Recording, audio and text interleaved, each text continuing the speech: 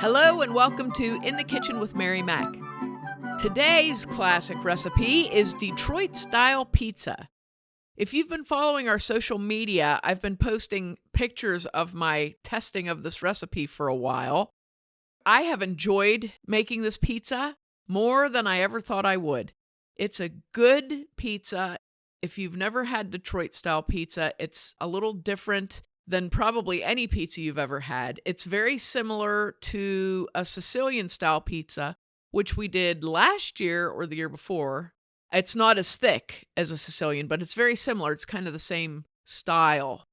The main difference between a Detroit-style pizza and other rectangular pizzas is the type of cheese that it uses.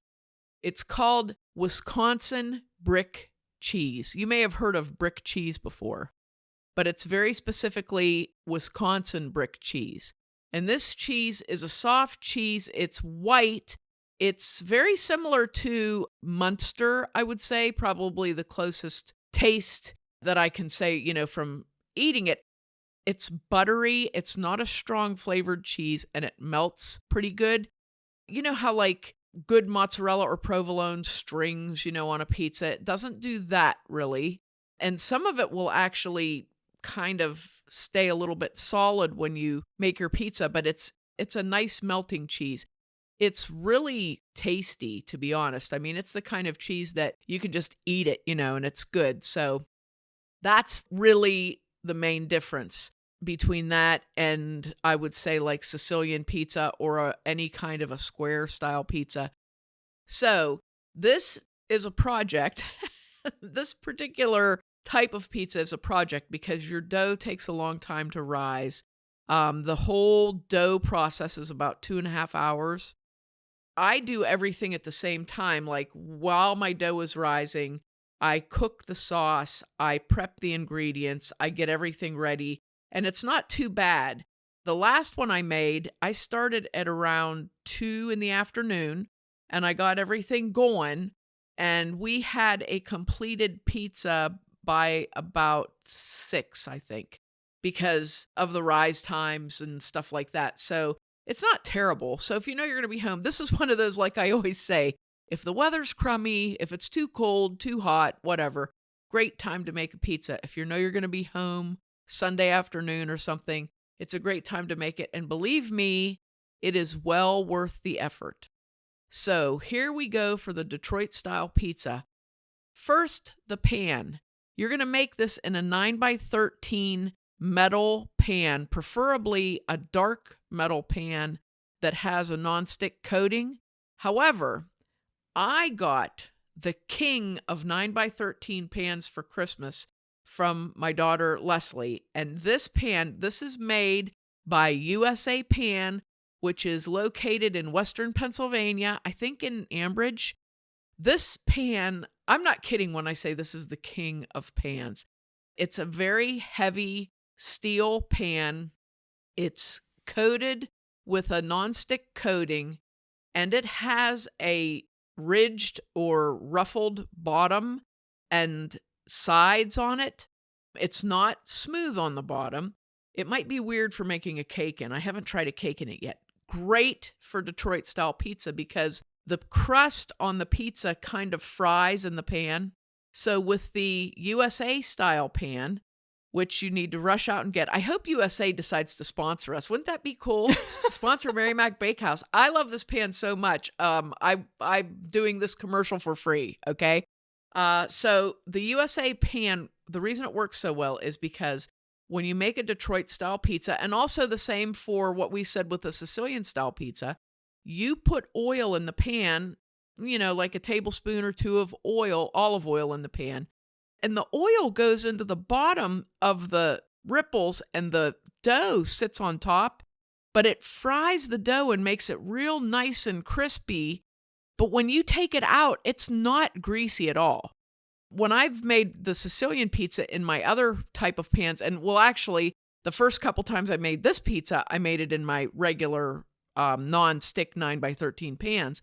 The bottom crust is kind of greasy, when you take it out of the pan, it comes right out, which is beautiful, but it's kind of greasy. If that bothers you, having it be real greasy on the bottom. It doesn't really bother me, but sometimes it's a lot. You know what I mean? So I was amazed at how the crust was able to fry like that and not be greasy at all. I've gotten this, well, they call it the Nipa style pizza that people make that comes from Northeast Pennsylvania. That's kind of like a Sicilian pizza. A lot of shops do that style, and they're so greasy it's ridiculous. And the same with Sicilian. A lot of times Sicilian is so greasy like that. But this pan solves that problem, and it does a great job, and it's so heavy that it really conducts the heat well. So definitely, if you're looking for a 9x13 pan to do Detroit-style pizzas in, look for a USA pan, because it's the bomb. I'm telling you, it's the bomb. So, okay, enough about the pan. My love affair with the USA pans. Sorry. Now we'll go on to the recipe. So the crust for this, it's very simple. It's a pretty easy crust to make. The one thing you need to remember is you want to leave the dough a little bit sticky. So I have a couple good tricks for how this works. So here you go. For the crust, you need 2 cups of flour. I used Robin Hood. You can use bread flour or all-purpose flour, whichever you like or have, but 2 cups of flour plus some extra for kneading. You need 1 teaspoon of yeast or 1 packet of yeast, 1.5 teaspoons of salt, kosher or sea salt, 1 cup of very warm water, and then you'll need olive oil for coating the dough while it rises and for baking. So what you want to do is get a nice big bowl, not a giant bowl, but maybe like a 1 to 1.5 gallon bowl like that, like your biggest mixing bowl would be perfect. Put all your dry ingredients in there and stir them up with a wooden spoon. Now, add your warm water and stir that in really well, and just keep stirring it, and the dough's going to stick and stretch while you're stirring that. So you're kind of like kneading it with your wooden spoon. Add a little bit of flour at a time. What I'd like you to do, like when you're doing this, is stir it around the bowl, turn it over, fold it over, pull it around, put a little more flour in until it starts to stick together and starts to form a ball.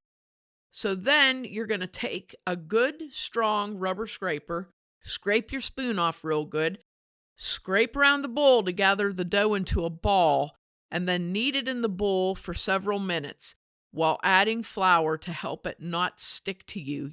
You can also knead it with your very heavy rubber scraper. Just take your rubber scraper and slide it down the sides of the bowl and pull up on the dough and fold it over and keep turning the bowl. Add a little flour as needed. Then you don't have to get your hands all gucky, That works really well. Once you do that for several minutes, you'll see that the dough is beginning to really come together as a ball. It's going to be a little bit sticky, but you should be able to, with floured hands, pick that dough up and have it into a ball. I don't know how much flour you need to add. I would say probably 1/2 cup to 3/4 cup to get it to that point. But you just want it to be a nice ball of slightly sticky dough.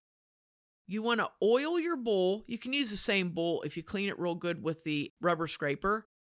Put some flour on your table, set that ball of dough on the flour, scrape the bowl real good, and then put some olive oil in the bowl, probably about a teaspoon or 2 teaspoons, and put your dough into the bowl and then drizzle a little olive oil on top and turn it a couple times so it's coated, and then cover the bowl with plastic wrap and put it in your oven with the light on, not the heat, just the light on in your oven, which I learned keeps your oven warm, surprisingly warm. You might say shockingly warm. I never heard of doing that before. I just learned this like 2 or 3 weeks ago when I've been trying to make focaccia bread, and I'm reading this lady's recipe, and she said, put it in the oven and turn your oven light on. And I was like, you know how long I've been baking? I hate to even say, because then you'll know kind of how old I am.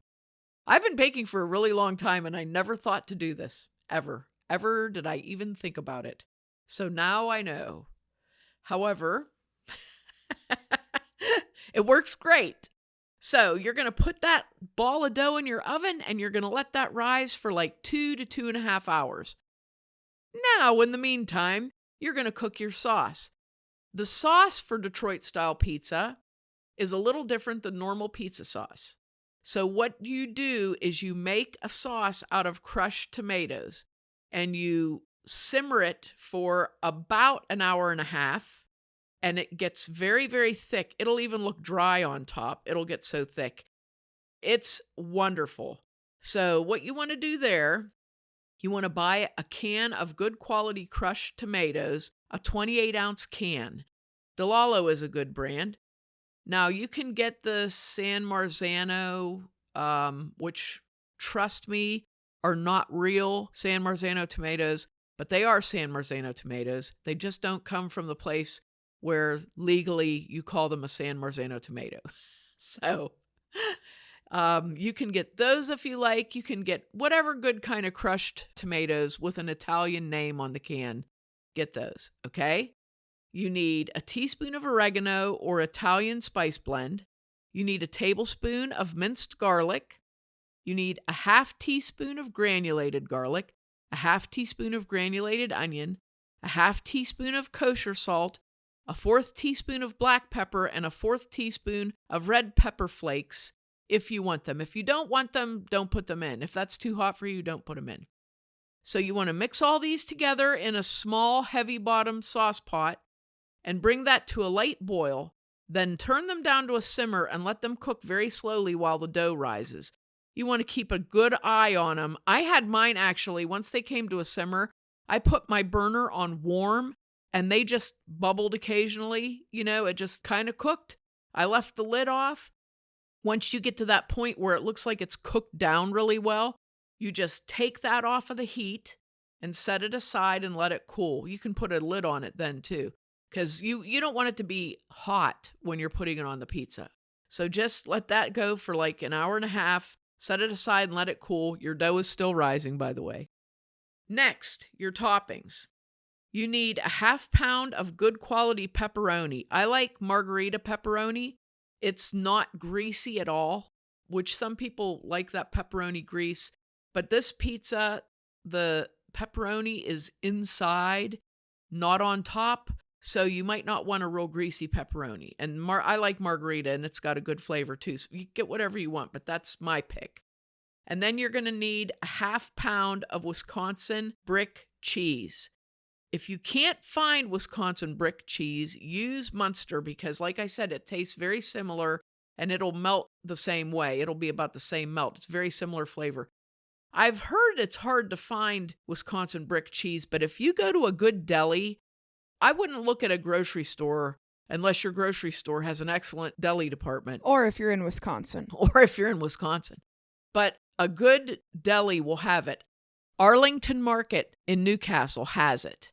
So if you can't find it and you're close to where we're broadcasting from here, Arlington Market in Newcastle has it, and a zillion other delicious Italian treats. Believe me, it is like the grown-up version of a candy store for Italian adults, I'm telling you.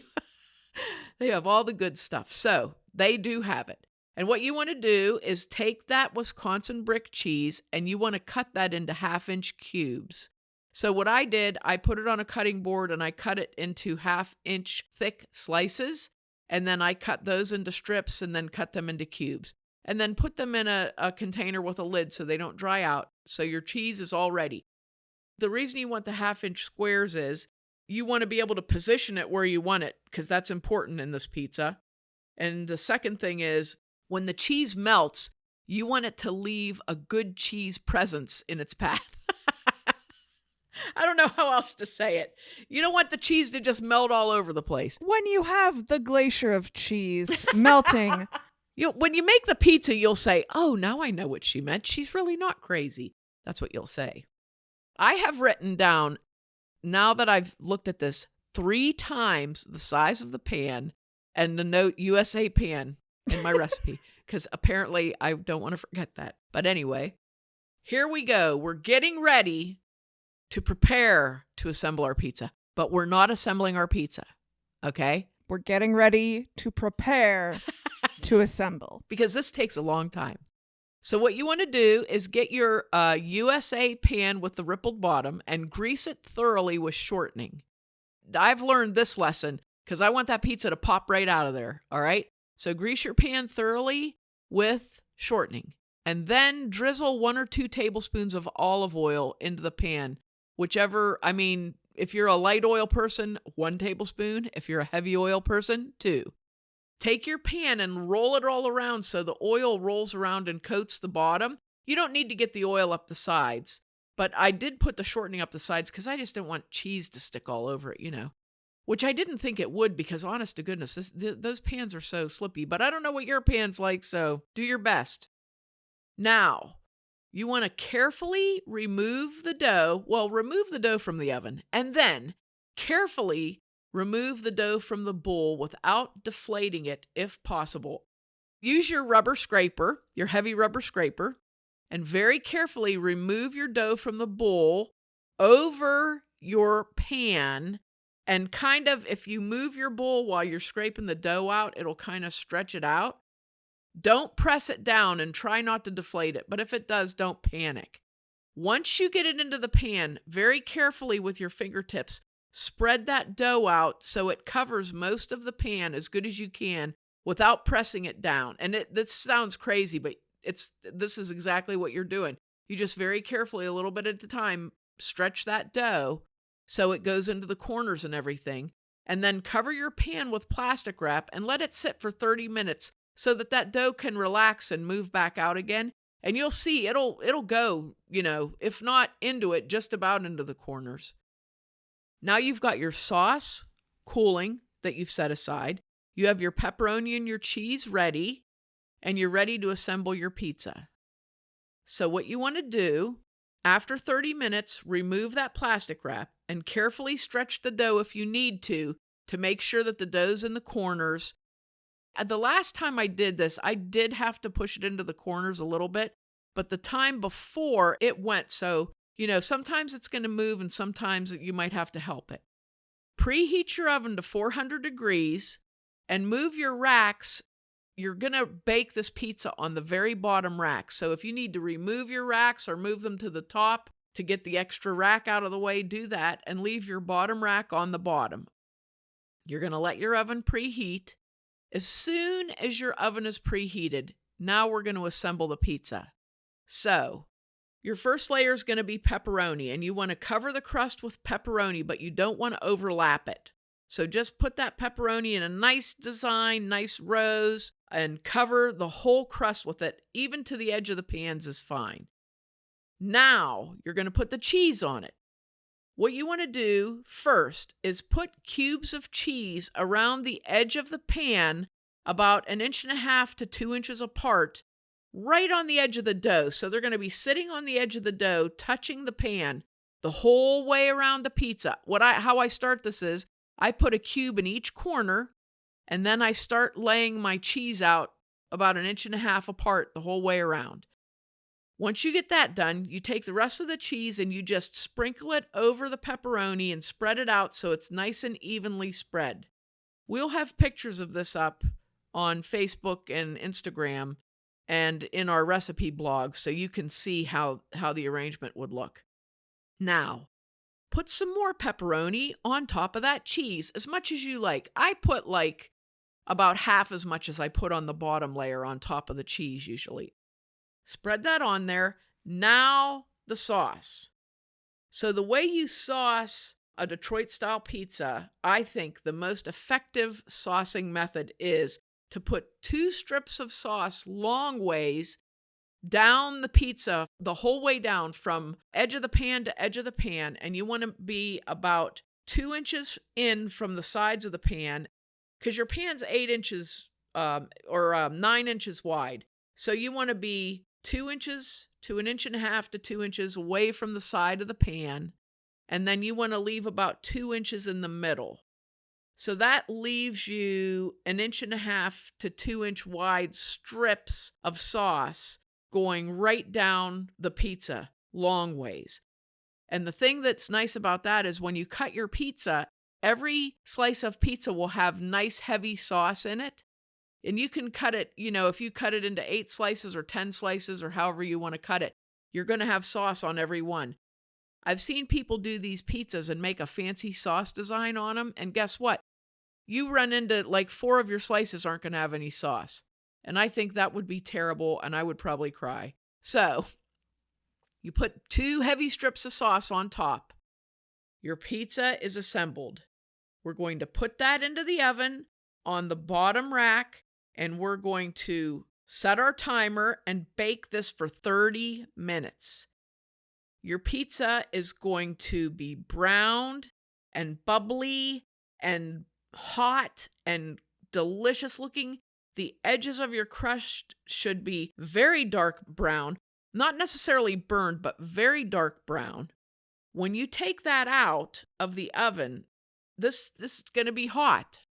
When you take it out of the oven, you want to very carefully loosen the edges of the pizza from the pan. I used my big spatula / turner / lifter, whatever, like you use to flip pancakes.